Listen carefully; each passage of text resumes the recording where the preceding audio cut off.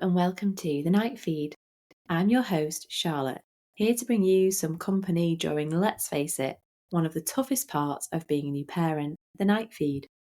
Tonight's unpaid sponsor is managing your boobs on a night out. If you're a breastfeeding mum like me and you leave your baby for more than a couple of hours, you'll know that the milk builds up. And I had probably one of my first nights out in a while the other night with Jason. Long-time listeners of the podcast will remember that last year I was in a dance competition. It was for charity, it was ballroom, and I won. And part of this competition means that if you win, the following year you go back to judge. So I was invited back last Sunday to go and judge this dance competition, which was such a fun night. It's black tie, you get dressed up to the nines, you watch the dancers, and you have a paddle like on Strictly Come Dancing, and you judge them. It's really fun. What I didn't really consider was how much my boobs still need to be milked, basically. I got a new dress, and it was like a plunge V neckline. And instead of putting a nursing bra on, I put a normal bra on for once. You'll get me if you're in the thick of breastfeeding. Puts this dress on, and before kids, I probably had about size C cup boobs, so a bit of cleavage, but nothing big. I put this dress on, I honestly felt like Pamela Anderson, like back in the day. These boobs have just come out of nowhere. So I thought, right, okay, I'm going to be booby, I'll go for it. Anyways, the night progresses. The judging didn't start till about 10? No. Yeah, about 9 o'clock. 9 o'clock. Bearing in mind, I'd given the baby's last feed at about 6:30. And you know when you're like, take everything from me. I was like feeding him, like, come on, keep drinking, keep drinking. He started falling asleep. I was like, no, you need to drink. You need to drink as much as you've ever drank before. So I gave him his last feed. And as the night progressed, I'm sat with Jason, I'm like, oh my God, my boobs are getting bigger and bigger.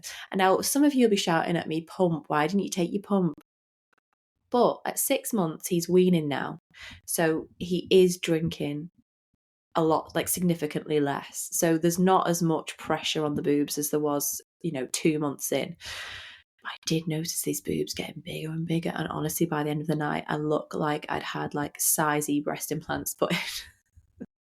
But we got home, made it back. There was no leakage on the nice red dress. And the baby was a happy boy when I got home, when he had his big feed.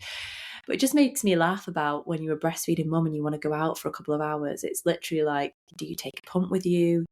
Do you wing it and hope for the best? Do you have to milk yourself in the toilets?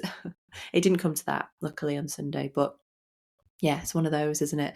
But here's to going back out again and having nights out. And it's funny because on the Sunday night, I was at this glamorous black tie event, judging these fab dancers, having a great time. And then fast forward to Monday, I did a school pickup at midday for my middle child, straight to her injections, bless her, in the pouring, hammering, horrible, mean rain. You know, when the rain is just like mean, it's that wet. I drove to the doctor's, which is only a 2-minute drive, really. I probably should have just walked. Got the pram out. The baby's obviously not happy in the rain.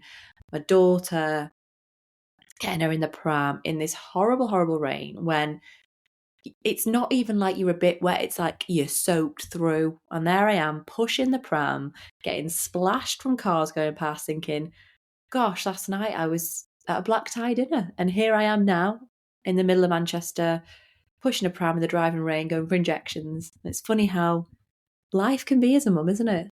1 minute you're here, the next you're there. And the injections, I know you brand new mums, if there's a lot of brand new mums, you may not have had your baby's first injections yet. And it is something I think that we build up in our heads more so.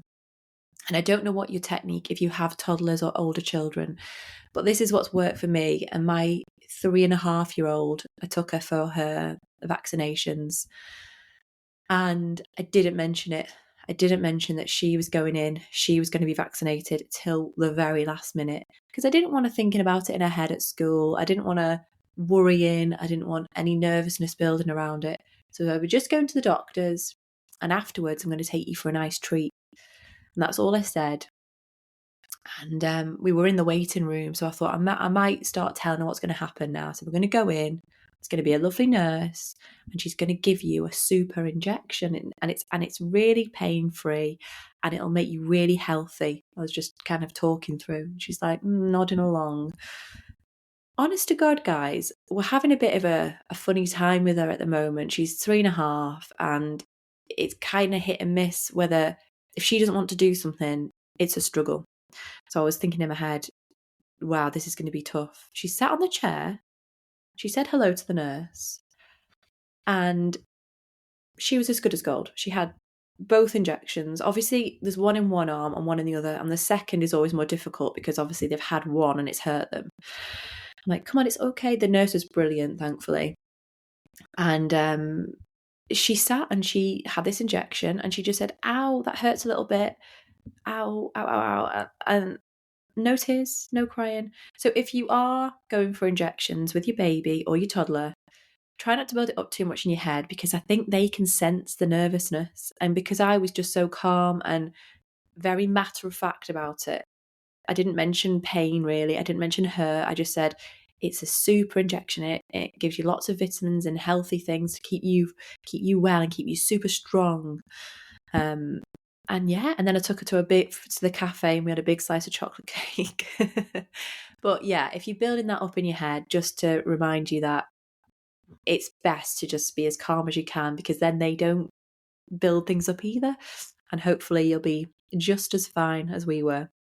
We reached a milestone this week, guys. Baby boy, he's 6 months old. Where on earth has that time gone? 6 months.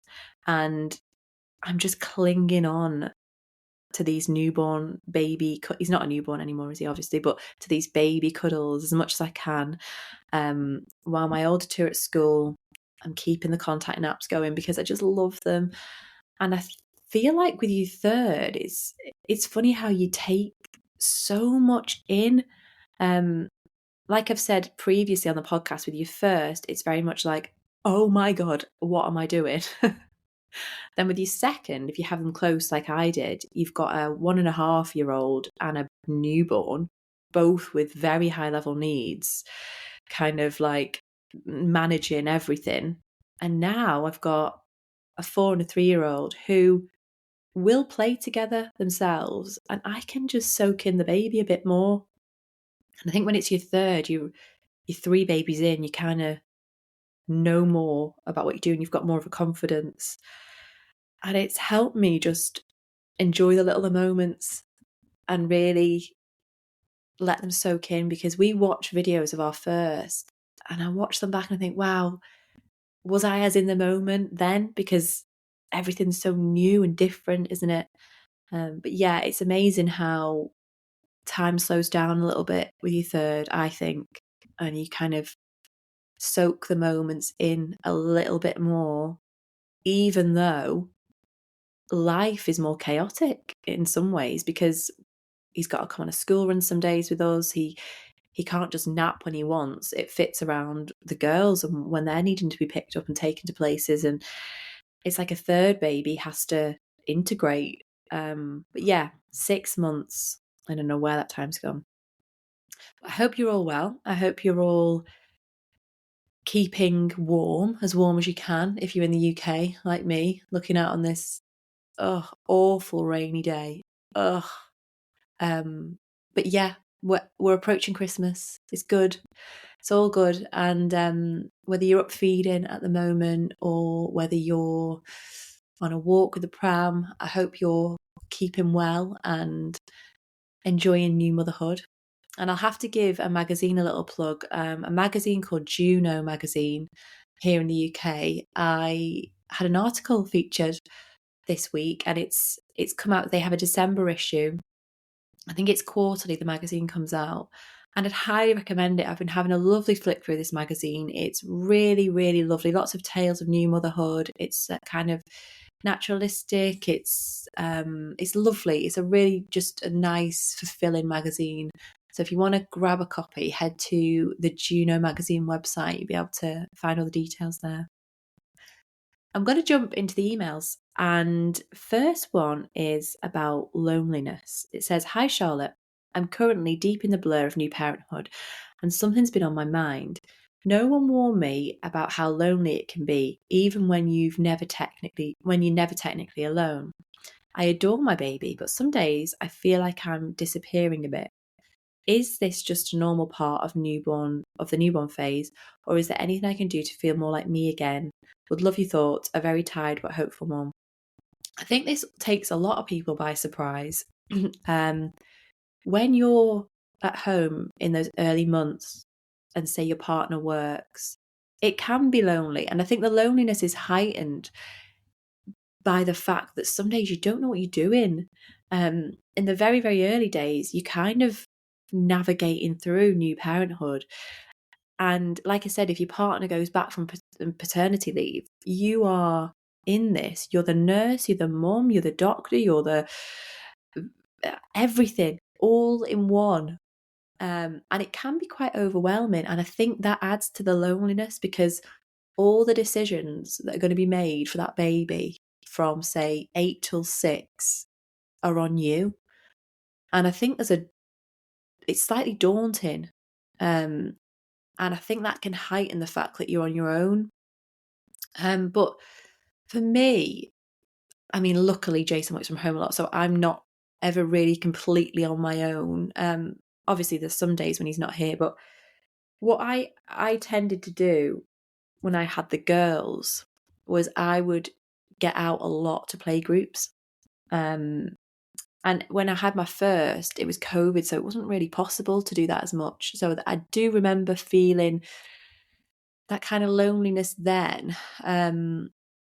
It's a tricky one. It's a tricky one because I've always been quite all right on my own. I don't mind it, and I'll entertain myself with books or YouTube, or I always find if I get downtime and I'm on my own with a baby, I quite enjoy it.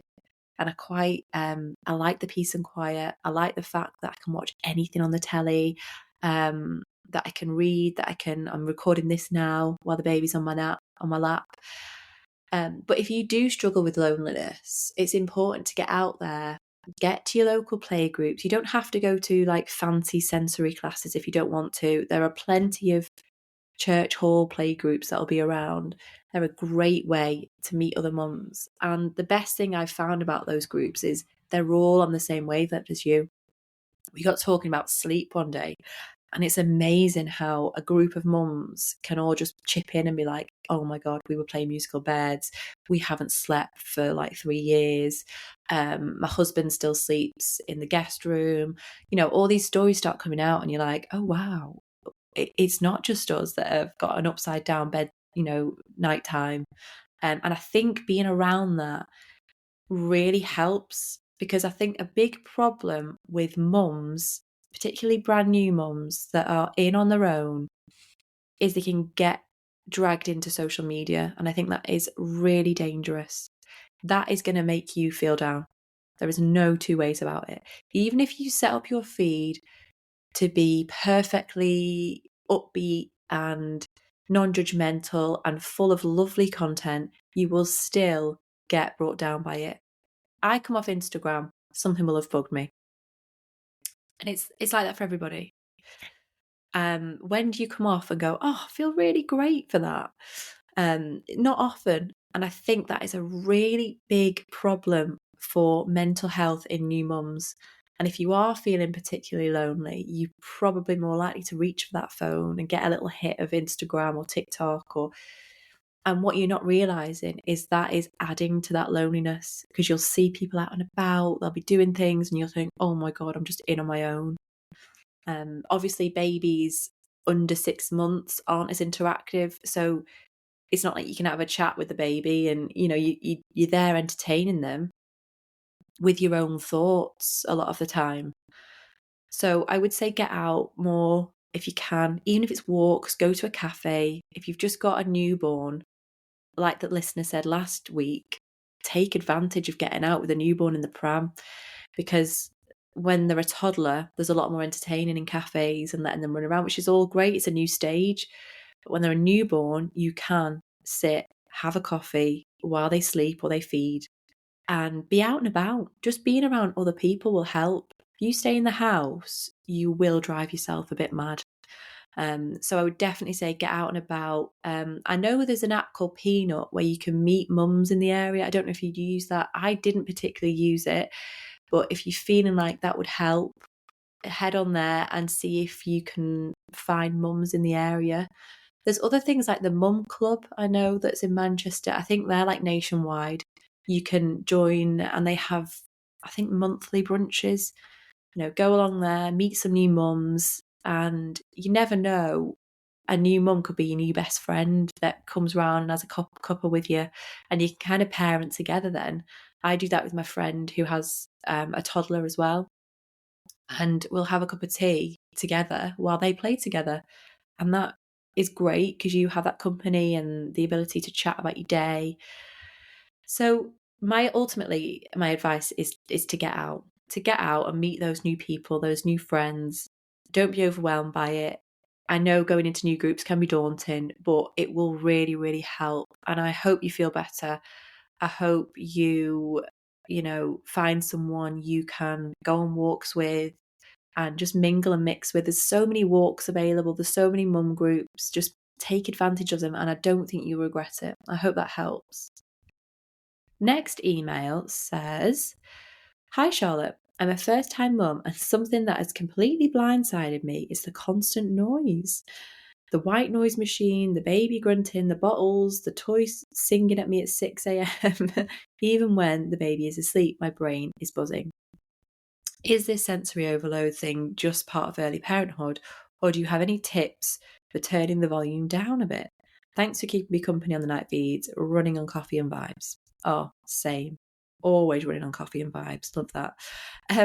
Okay, sounds like you've got a case of sensory overload. I had this last night. I was getting hit over the head by a duck balloon at about 7 p.m. And that's the kind of time when I get a bit like, right, I need a minute. I need a minute.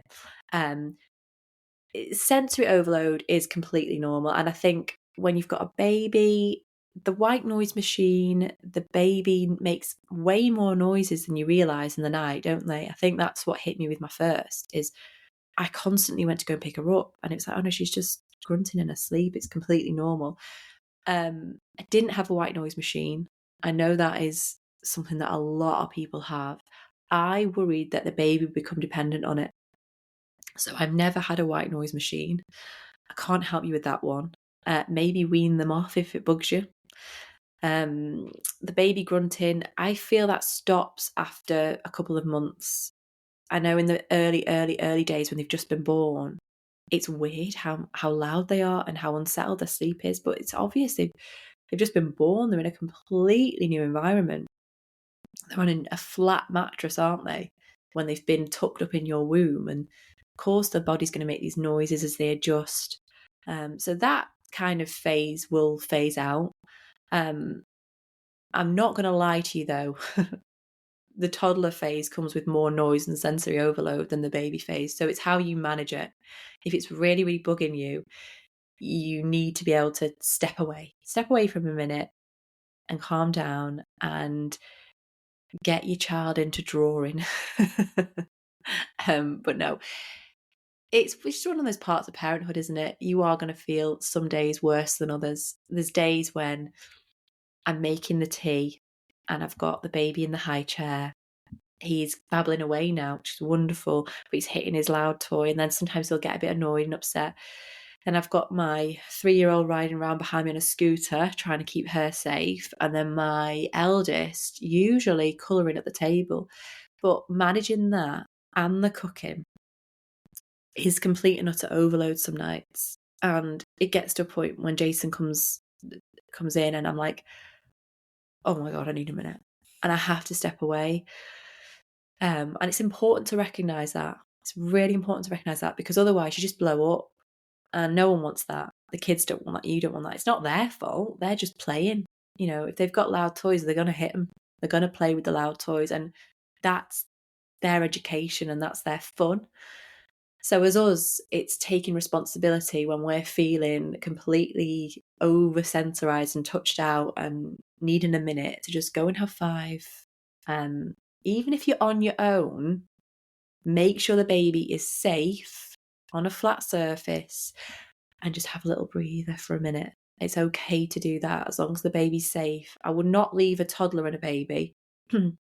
I can't leave mine now if they're all together. I just can't, because the girls don't know that the baby could pick up something and put it in his mouth, and it's just too dangerous. But if you've just got one baby and you need a minute, have that minute, regulate yourself, bring yourself down, have a breather, put Classic FM on and rock the baby and have a minute. Classic FM works. I put that on sometimes after school, and it's amazing how it soothes them.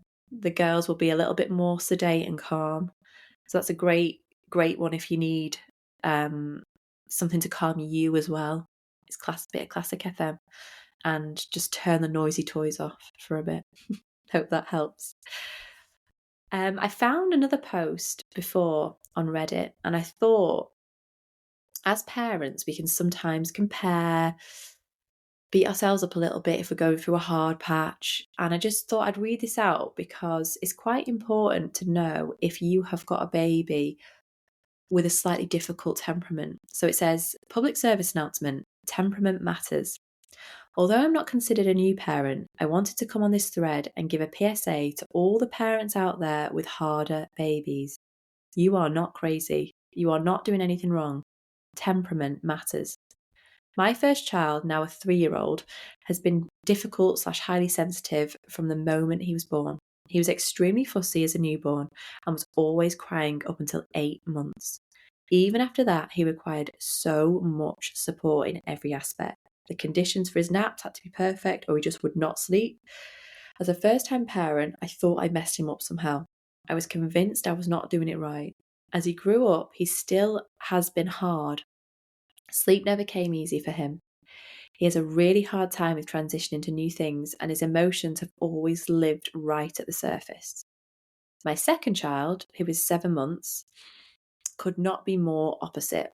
When she was newborn, she actually slept.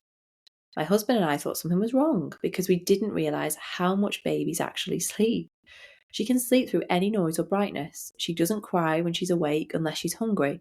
She's so content just sitting on the ground playing with toys and watching us.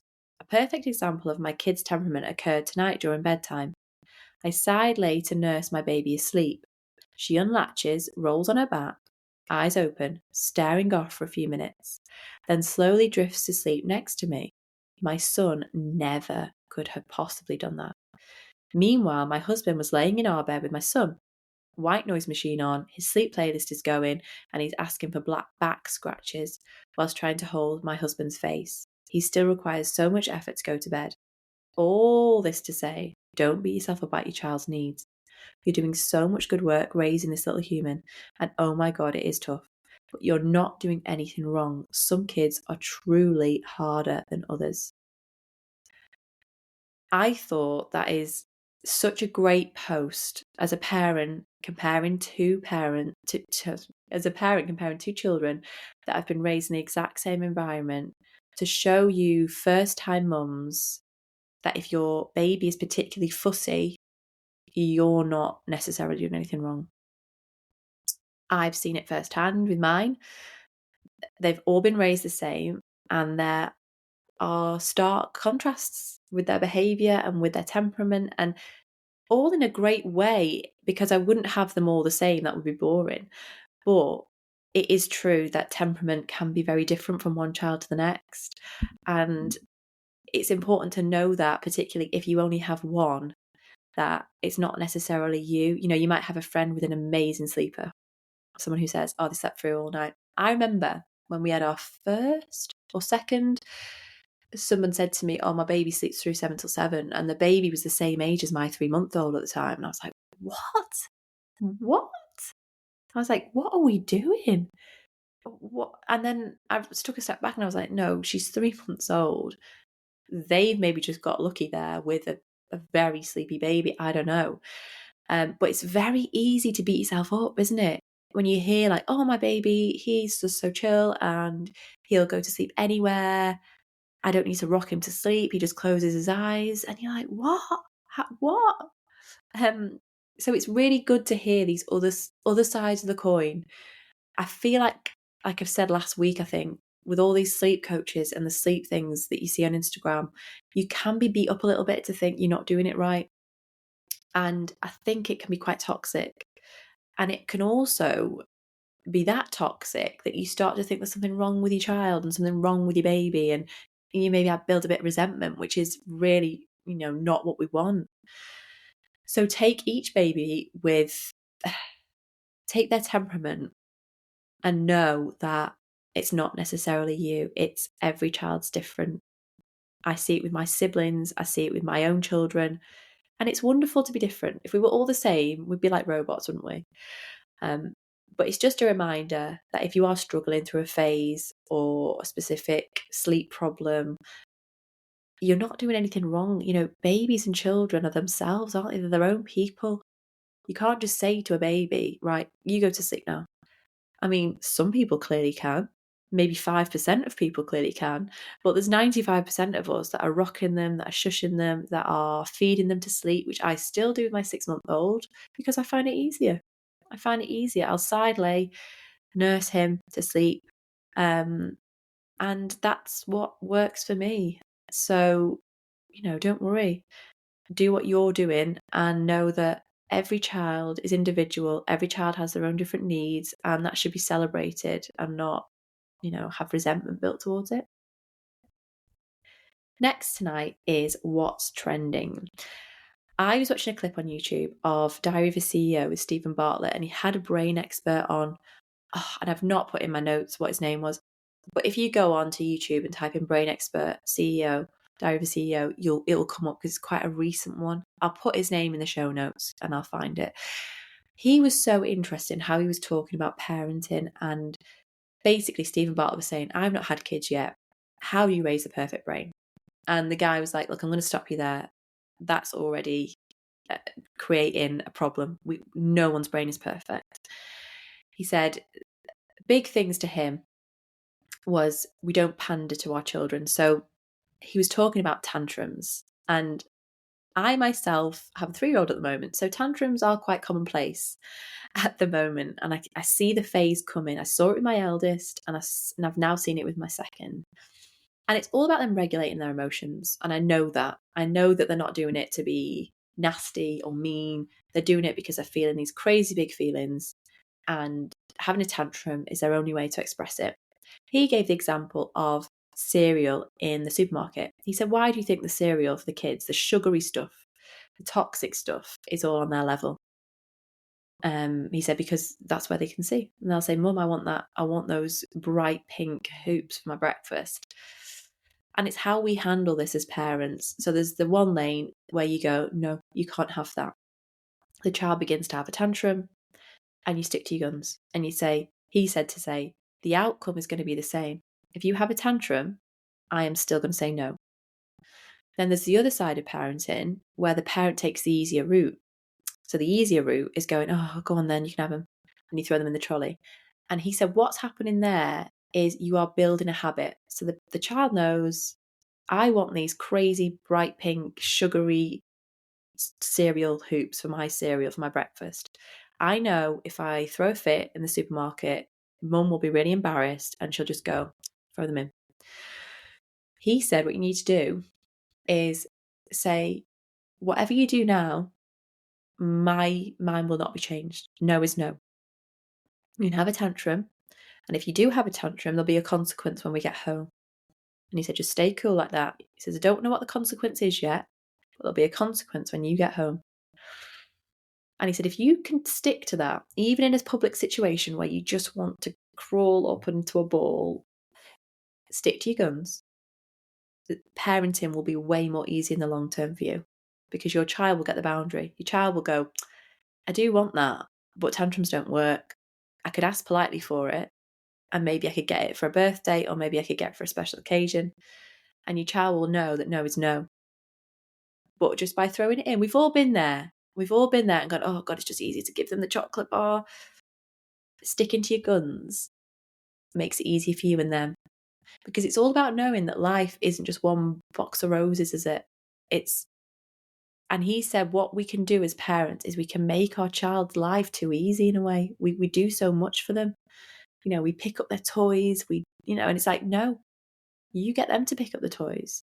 You get them to have the tantrum and not do anything about it and stick to your guns. So I thought that was a really good tip with the tantrum thing. No is no. Stick to your guns. And then they know that even though they've thrown a fit for the last 5 minutes, the outcome hasn't changed. And then they learn. It's learned behaviour. Because like I said, if you give in to that behaviour, they learn, oh, mum will just give in. It's all good. So yeah, I thought I'd share that. And he also said something really lovely about quality time. He was saying the biggest commodity as a parent you can give to your child is time. And he calls it quality time. So he says when your child gets home or wherever they've been, or once a day, have 20 minutes of quality time with your child. And this is no phones, no TV. You sit with a child and do what they want to do. So he said, don't you tell them to now we're going to go and colour. Sit with them and say, what would you like to do? And they might get out some toys, they might get out a book, a puzzle. And he said the really important part of this quality time is you don't instruct them and you don't give them rules and you don't lead the conversation. You let them lead the conversation. So my 3-year-old might want to play with the Sylvanian families. We'll get the Sylvanian families out. And I did this with her yesterday after watching this. And I think, to be fair, I will give myself credit. I am good at being with them and being with them. Not being on my phone at the side and going and making a coffee. I will generally play with them. But we can all be distracted, can't we? So yesterday I was like, right, sit now. And we had the loveliest fun time. We were laughing, we were giggling. It's while the baby napped. I made sure when he napped, I was like, right, I'm coming in there. No baby on me. And she was, we were playing with these bunny rabbits and we were making them go down a slide and fall, and I was doing funny voices, and we were just in hysterics. And it really made my day better. It was like, this is just giving me such joy, and it's given her joy, and we're on this lovely mood. And I just thought it was really nice. And the guy that was on the podcast, the brain expert, the reason it came up was because he was talking about a colleague of his. And this colleague came to him and he said, I think he was 42 when he had his daughter, and his daughter was now like 4. And he come to this brain expert guy and he said, my daughter doesn't want anything to do with me. He says, I come home from work and she just shuns me off. Like, she won't give me a hug. She won't really come near me. And it's really getting to me. And the guy said this, he said, spend 20 minutes a day with her, quality time. Just do quality time with her. Let her lead. Don't tell her what to do. Don't give her instructions. Just let her tell you what you're doing. And he did. And apparently 2 weeks later, the same guy came back and he said, she won't leave me alone. She follows me around. She won't stop playing with me. He's like, there you go. You've let her lead the play. You've let her dictate what you're doing. And as a child, they will absolutely love that and respond to it so well. So I just thought I'd share that little bit, 20 minutes quality time. Next tonight is my self-care tip. And it's just a little one. Remember, in all of this chaos, in all this Christmas chaos, remember to treat yourself, mums. We're all out there buying for our babies and our children and our loved ones. And I think when you're the mum, you get so much joy in giving. If you're anything like me, I love Christmas. I love seeing the look on their faces. It's just so wonderful. But remember to treat yourself. Whether that's a nice new dress or moisturiser or jewellery or something, whether it's you need to tell your partner what you want, remember to tell your partner what you want. Remember to say it. Say, do you know what, I really would quite like this year. Because I think we can forget. And I'm not too fussed really about things. I think when you're an adult, you buy it yourself if you need it, don't you? But just remember, mums, if there's something you want, because you're doing a bloody great job of raising those babies, and make sure that you get a treat as well this Christmas. And that being said, I hope your Christmas planning's going well. Mine's not started yet. We've got the tree up. I've put a few things in my basket on Amazon. I am last minute Larry when it comes to Christmas, if that makes you feel any better. So many people, someone said to me, "Are you all done for Christmas?" I'm like, "Done? I'm not started. Not started." I'm so last minute, and I get it from my mum. She would go out on Christmas Eve, and think she still does, just for the buzz of it. Even if she was done, she'd be like, "Oh, I'm just going out for an hour, see if I can get anything else." And I love that. I'm so last minute as well, but we always make it happen. So don't beat yourself up if you're getting people coming up to you going, "Are you all done for Christmas?" Because, yeah, I've not started. Thanks for listening this evening. Thank you for being here as always. I hope you are all getting through this night if you're listening on the night. I hope your babies are sleeping well for you, but don't beat yourself up if they're not. It's nothing you're doing wrong. And my little co-host is just waking up now. So I wish you all a restful, peaceful night ahead. Good night.